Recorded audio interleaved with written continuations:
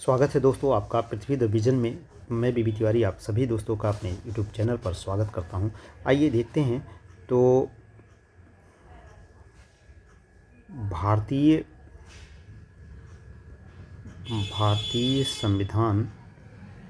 संविधान के भाग कुल 22 भागों के बारे में आज हम लोग देखेंगे और उनके अनुच्छेदों को भी हम लोग यहाँ पर साथ साथ देखेंगे। उनके अनुच्छेद को भी यहाँ पर हम लोग देखेंगे कि किस भाग में कौन कौन से अनुच्छेद हैं।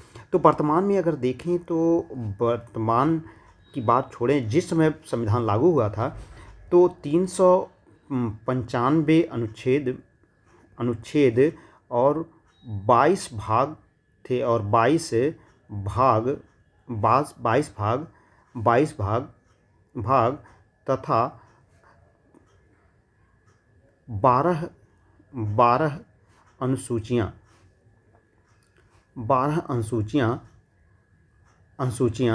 थी जो है। तो ये 395 अनुच्छेद, 22 भाग तथा 12 अनुसूचियाँ थीं। अनुसूचियाँ तो अभी भी 12 ही हैं और यह है वर्तमान क्या जो है, जिस समय संविधान लागू हुआ था उस समय ये कंडीशन थी। तो 22 भाग और 12 अनुसूचियों में देख रहे हैं। तो आज हम लोग इस अनुच्छेद और 22 भाग के बारे में ही देखेंगे। तो पहले अगर हम लोग इसे डायग्राम के रूप में देख लेते हैं तो यहाँ पर जो है एक रूप से पहले हम लोग भाग बना लेते हैं जो है। इसमें भाग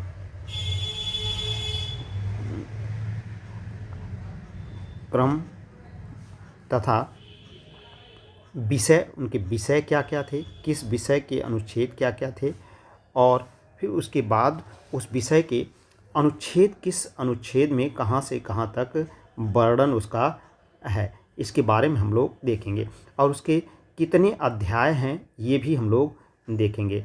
तो यहाँ पर एक क्वेश्चन आपसे है, एक क्वेश्चन में है कि संविधान में कितने अध्याय हैं, संविधान में कुल कितने अध्याय हैं, कुल कितने अध्याय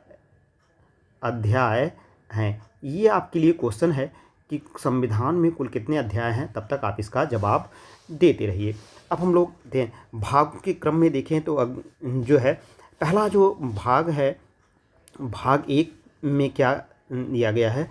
तो भाग 1 का विषय क्या है ये हम लोग देखते हैं। भाग 1 का जो विषय है, भाग 1 का विषय संघ और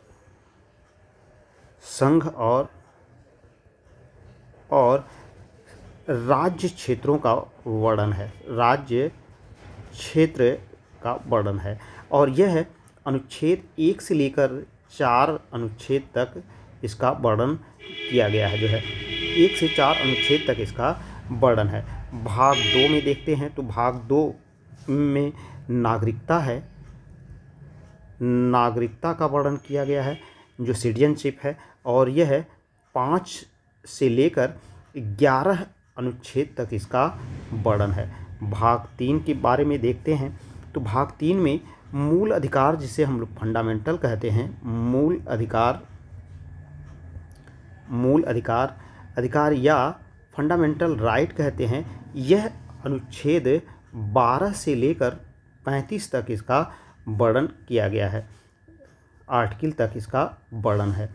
उसी तरह से भाग 4 में अगर हम लोग देखें तो भाग 4 में DPSP है, direct principle of state policy जिसे कहते हैं, DPSP कहते हैं। यानी कि इसे राज्य के नीति निर्देशक तत्व कहा जाता है, नीति निर्देशक तत्व कहा जाता है। यह नीति निर्देशक तत्व जो है 36 से लेकर 51 तक का इसका वर्णन है। यह अनुच्छेद 51 अनुच्छेद तक वर्णन है। भाग 5 के अंतर्गत अगर हम लोग देखें तो यहाँ पर भाग 5 तो आने से पहले भाग 4 का आता है, भाग 4 का आता है। और इसके तहत जो है हम लोग मूल कर्तव्य को देखते हैं। मूल कर्तव्य के बारे में देखें, इसे फंडामेंटल ड्यूटीज़ भी कहते हैं। फंडामेंटल ड्यूटी कहते हैं। और यह अनुच्छेद 51 क में इसका एक ही में है। और मूल कर्तव्य की संख्या आपको बतानी है कितनी है, यह आपके लिए क्वेश्चन है। कितनी संख्या है, मूल कर्तव्य कितने हैं, यह आपके लिए क्वेश्चन है, आपको बताना है। पांचवा भाग जो है आपका संघ का है, यानी कि संघ शासन व्यवस्था है, संघ की व्यवस्था है।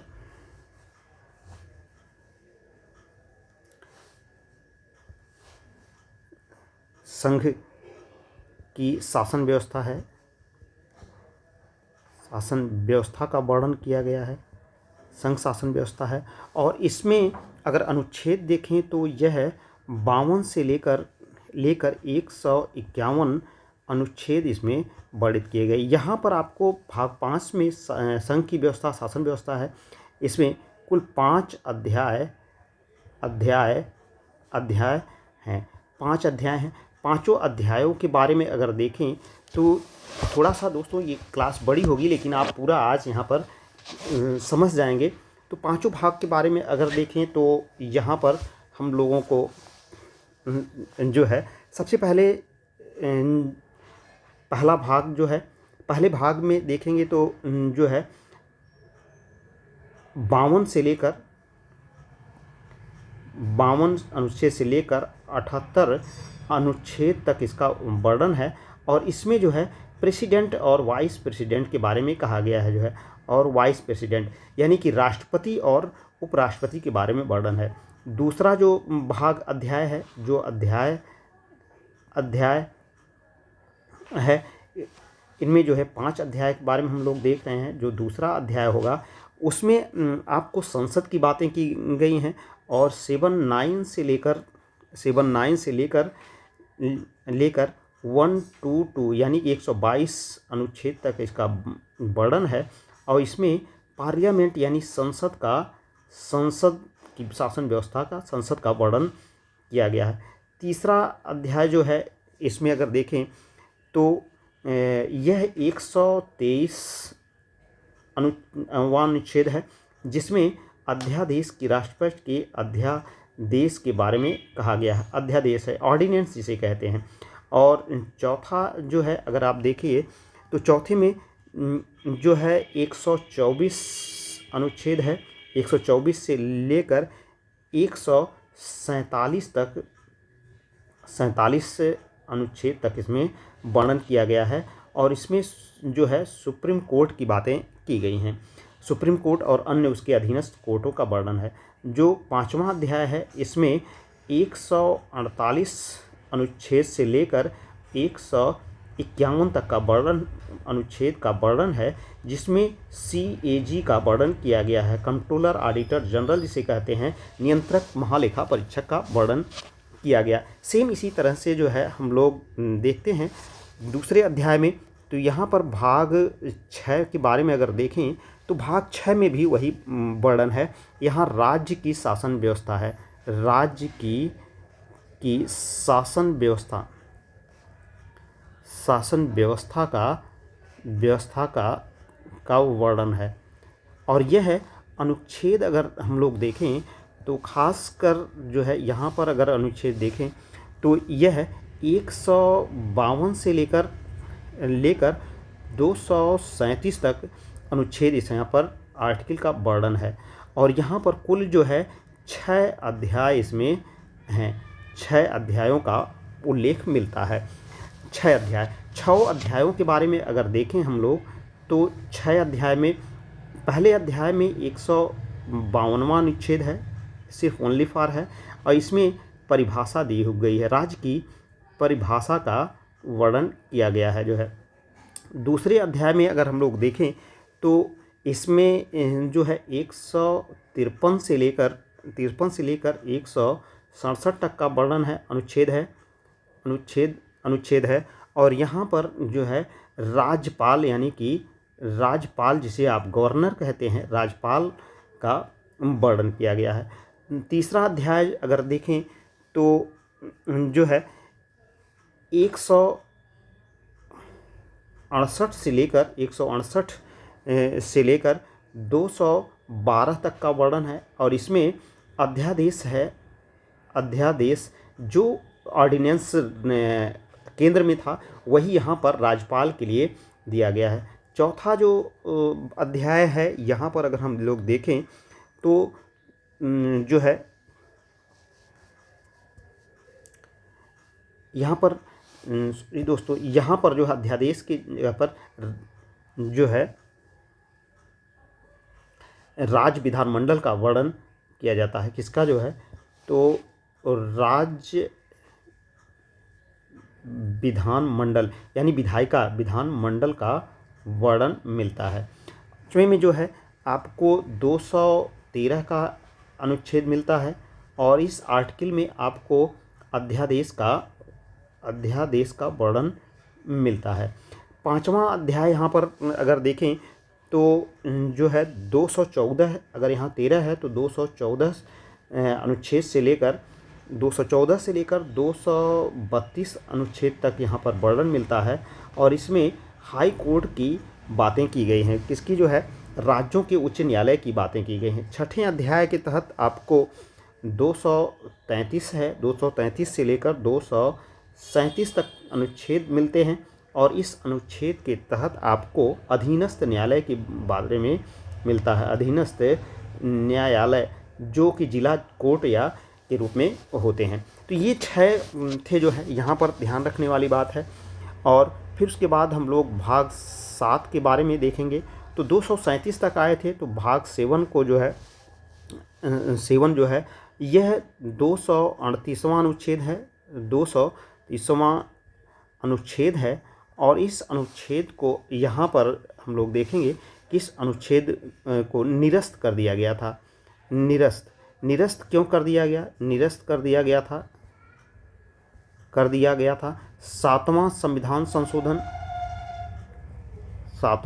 संविधान संशोधन के तहत इसे निरस्त कर दिया गया था जो है। अब देखते हैं तो भाग 8 के बारे में देखते हैं। भाग 8 में अगर हम लोग देखें तो संघ राज्य क्षेत्रों का वर्णन है। संघ राज्य क्षेत्र के बारे में कहा गया। सब एक क्रम से है दोस्तों, क्रम से है। पहले भूभाग आता है जो है, संघ के क्षेत्र आते हैं, फिर नागरिकता, फिर मूल अधिकार, फिर नीति निर्देशक तत्व, फिर मूल कर्तव्य, फिर संघ की शासन व्यवस्था, राज्य की शासन व्यवस्था, और फिर उसके बाद संघ राज्य क्षेत्र जिसे यूटी कहते हैं, यूनियन टेरिटरी कहते हैं। इसका वर्णन जो है 238 छोड़े थे 239 से लेकर 242 तक इसका अनुच्छेद तक इसका वर्णन मिलता है। अब चूँकि 8वां यहाँ से 242 था तो भाग 9 के बारे में देखते हैं। भाग 9 जो है यह 243 अनुच्छेद है। 243 से लेकर अनुच्छेदों में 243 से लेकर 243 तक यह मिलता है। इसमें नगर जो है खासकर पंचायती राज है, पंचायती राज का वर्णन किया गया है। 243 से 243 तक पंचायती राज का वर्णन है। कुल जो है 16 अनुच्छेद यहाँ पर आपको मिलेंगे और इनका वर्णन बहुत ज़रूरी है दोस्तों, ये ज़रूर ध्यान रखिएगा जो है। भाग 10 इसके बाद भाग 9 का आता है, 9 का, और भाग 9 का में 243 न के बाद ढ के बाद जो है त आता है। 243 त से लेकर 243 से य और छ तक आता है। इसमें नगर पालिका का वर्णन किया गया है। नगर पालिका का वर्णन मिलता है। यह अनुसूची 12वीं अनुसूची है। यह 11वीं अनुसूची है और यह अनुसूची है और यह 12वीं, यानी कि यहाँ पर कुल जो है 18 अनुच्छेद हैं और 12वीं अनुसूची का वर्णन मिलता है। फिर उसके बाद एक और आता है भाग 9 ख। यह 97वां संविधान संशोधन के तहत इसे रखा गया था। इसमें तहत जो है सहकारी समितियां हैं, सहकारी समितियों का वर्णन किया गया है, सहकारी समिति का वर्णन किया गया है। और इसमें अनुच्छेद 200 या 243 या और ज से 243, अगर आप कवर देखेंगे तो ये 5 वर्ग और या तक आपको लिया गया है। 5 वर्ग है और यह तक वही में रिपीट करता हुआ चलता है। इसका सामान्य दृष्टिकोण है, बहुत ज़्यादा बल नहीं है। 243 या ज से लेकर 243 या ज 243 या न तक लिया गया। इसमें कुल 13 अनुच्छेदों का वर्णन किया गया है। 13 अनुच्छेद इसमें समाहित किए गए हैं। उसके बाद भाग 10 देखते हैं। भाग 10 के बारे में देखते हैं तो भाग 10 में 244वां अनुच्छेद दिया गया है और SC ST के बारे में उल्लेख किया गया है। SC और ST के बारे में यहाँ पर उल्लेख मिलता है। SC और ST के बारे में उल्लेख किया गया। उसी तरह से भाग 11 की बात करें तो 244 था, तो यहाँ पर जो है भाग 44 में जो है संबंधों की बात की जाती है। 245 अनुच्छेद से लेकर यह 263 अनुच्छेद तक इसका वर्णन मिलता है। अनुच्छेद आर्टिकल तक इसका वर्णन मिलता है। इसमें जो है संबंधों की बात की गई है। इसमें 2 अध्याय हैं, दो अध्याय हैं जो है 6 अध्याय यहाँ मिला था और 2 अध्याय यहाँ मिले। 2 अध्याय का वर्णन है। एक अध्याय जो है यह विधायी संबंध है, यानी कि विधायी संबंध की बात करता है, विधायी संबंध।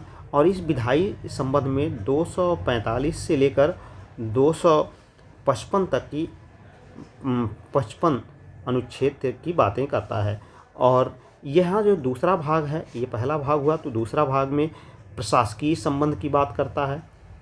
प्रशासकीय संबंध की बात करता है और यह 256 से लेकर 263 अनुच्छेद तक की बातें करता है, जिसमें 2 अध्याय के रूप में मिलते हैं। उसी तरह से भाग 12 के बारे में देखें तो भाग 12 यहाँ पर 263 छोड़े थे, तो 264 6 4 10 2 12 12वां भाग है। 264 अनुच्छेद से लेकर यह जो है खासकर 267 अनुच्छेद तक 264 से लेकर यह दोस्तों लगभग 300 तक जाता है, 300 तक यह जाता है। 267 से 300 तक की बात करता है अनुच्छेद जो है, और यह 300 तक की बातें करता है। और इसमें वित्तीय संबंध की बातें की जाती हैं, वित्तीय संबंध की बातें की जाती है। अब तक यहाँ पर हम लोग देखे थे कि विधायी संबंध, प्रशासकीय संबंध था। अब यहाँ पर वित्तीय संबंध की बात की जाती है। यहाँ पर 4 अध्याय हैं, कुल 4 अध्याय का वर्णन मिलता है। और चारों अध्याय के बारे में अगर हम लोग देखें तो खासकर जो है नंबर 1 में 264 से लेकर 291 तक यहाँ पर हम लोग वित्त की बातें करते हैं। दूसरे अध्याय में 292 से लेकर 293 तक उधार की बातें की जाती हैं, उधार लेना देना, उधार की बातें हैं। नंबर तीसरा अध्याय में 293 से लेकर 293 था ही, 294 से यह 300 तक की बातें करता है। इसमें संपत्ति की बातें की जाती हैं, संपत्ति और संविदाएं, अधिकार और दायित्व की किया जाते हैं, वाद वगैरह हैं, इसी में संपत्ति से वाद आते हैं। और भाग चौथे के भाग के रूप में जो है संपत्ति का अधिकार आता है 300 का। इसमें संपत्ति का अधिकार आता है, संपत्ति का अधिकार आता है। और संपत्ति का अधिकार यह 44वां संविधान संशोधन था, 44वां संविधान संशोधन था और उसके तहत ही इसे किया गया था। तो भाग 12 तक हम लोगों ने देखा। भाग 13 के बारे में देखते हैं।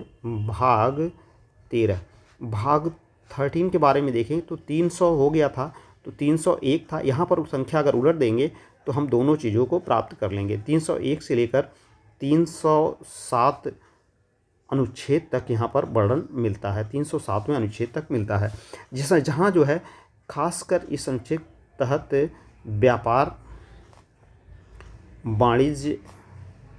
वाणिज्य की बातें मिलती है, व्यापार और वाणिज्य की बातें की गई है। भाग 14 के बारे में देख लेते हैं। भाग 14 जो है यह 308 अनुच्छेद से लेकर 322 अनुच्छेद तक इसका उल्लेख मिलता है। यहाँ पर जो है यूपीएससी और जो है स्टेट पीएससी की बातें की थी, स्टेट पीएससी की बातें, पब्लिक सर्विस की कमीशन की बातें की जाती है। जो है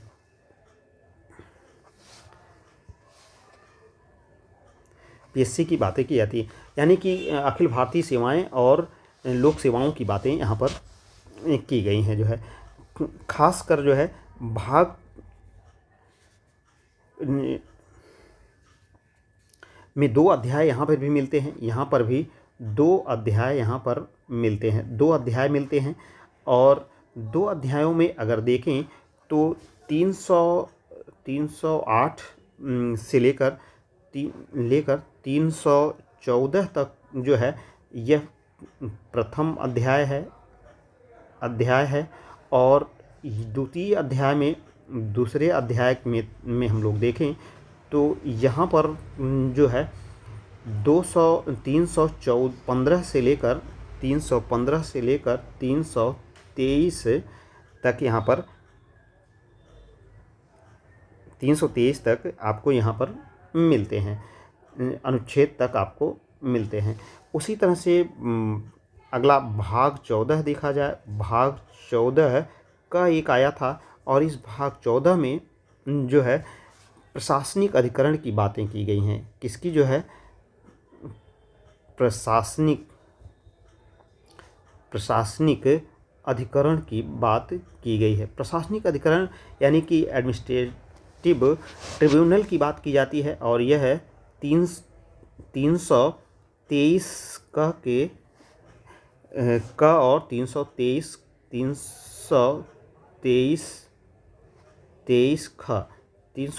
ख के तहत इसमें किया गया है। जो है भाग 15 के बारे में देखें तो भाग 15 में जो है यहाँ तक निर्वाचन आयोग का वर्णन किया गया है, निर्वाचन आयोग का वर्णन किया गया है। निर्वाचन आयोग है और यह निर्वाचन आयोग 324 से लेकर 329 अनुच्छेद तक इसमें वर्णन किया गया है। भाग 15 के बाद भाग 16 देखते हैं। भाग 16 के अंतर्गत क्या है तो यहाँ पर जो है विशेष उपबंध किए गए हैं, विशेष उपबंध हैं। और ये विशेष उपबंध किसके लिए हैं? SC ST तथा एंग्लो इंडियन के बारे में, एंग्लो इंडियन के बारे में था, एंग्लो इंडियन के बारे में था। यह है खासकर अनुच्छेद 330 से लेकर 342 तक इसका वर्णन मिलता है, अनुच्छेद तक इसका वर्णन मिलता है। अगर देखें तो भाग 17, अब यहाँ पर 43 था, तो भाग 17 अगर बारे में देखें तो यह भाषा से संबंधित था। भाषा में जो है अनुच्छेद 343 से लेकर 351 अनुच्छेद तक इसमें है। कुल 4 भाग हैं, कुल 4 अध्याय यहाँ पर हैं। कुल 4 अध्यायों का वर्णन यहाँ पर मिलता है। कुल 4 अध्यायों का यहाँ पर वर्णन मिलता है। चारों अध्याय अगर देखें तो जो है 4 अध्याय मिलते हैं। 4 अध्याय में प्रथम अध्याय में देखें तो संघ की भाषा है, संघ की भाषा और यह 343 से लेकर 344 अनुच्छेद तक इसका वर्णन मिलता है। दूसरे में जो है प्रदेश यानी राज्यों की भाषा है, राज्य की भाषा है।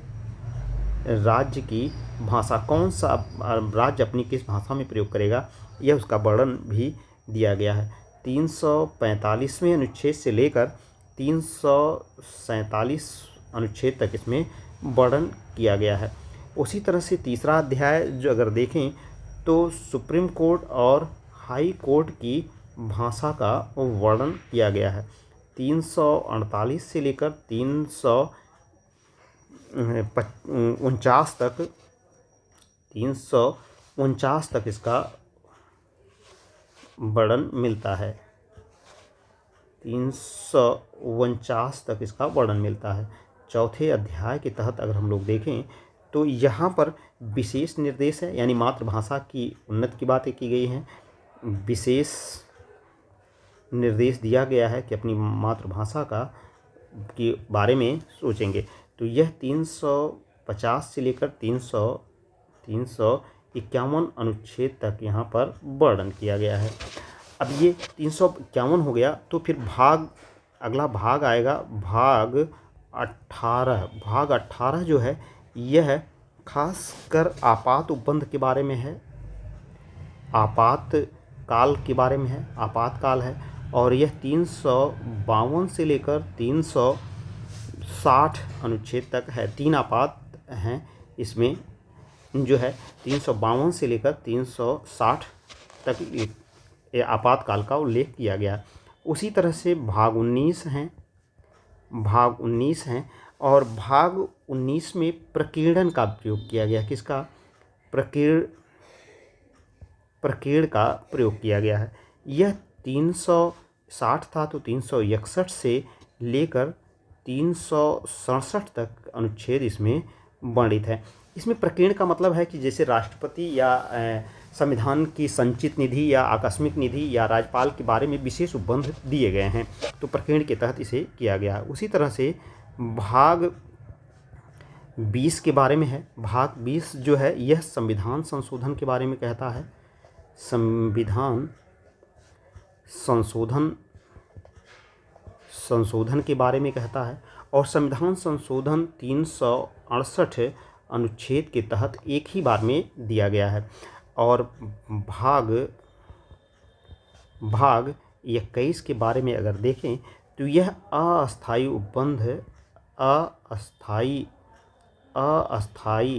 उपबंध की बातें करता है। अस्थायी उपबंध की बात करता है। और अस्थायी उपबंध 369 से लेकर 391 अनुच्छेद तक 92 अनुच्छेद तक इसका वर्णन मिलता है। अच्छा, यहाँ पर अस्थायी उपबंध जैसे 370 इसी में था, आदि का उल्लेख मिलता है। जैसे 370 उपबंध था तो 370 को समाप्त कर दिया गया है। 370 में जम्मू कश्मीर की बातें थी जो है, इसे समाप्त थे। ऐसे अनुच्छेदों का वर्णन है इसमें किया गया। और भाग 22 की बातें देखें तो भाग 22 में जो है संविधान का संक्षिप्त नाम दिया गया है। संविधान का संक्षिप्त नामों का वर्णन किया गया है। नामों का हिंदी और इंग्लिश में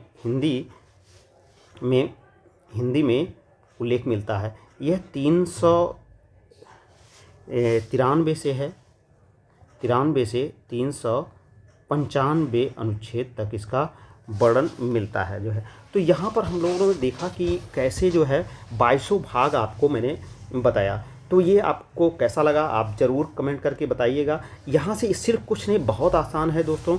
अगर आप देखेंगे तो कुछ भी नहीं, बस सिर्फ आपको जो है पहले से लेकर मैं चलता हूँ, एक बार पुनः रिमाइंड करता हूँ। भारतीय संविधान में कुल कितने अध्याय हैं आपको जोड़कर भी बताना है। 5 यहाँ पर हैं।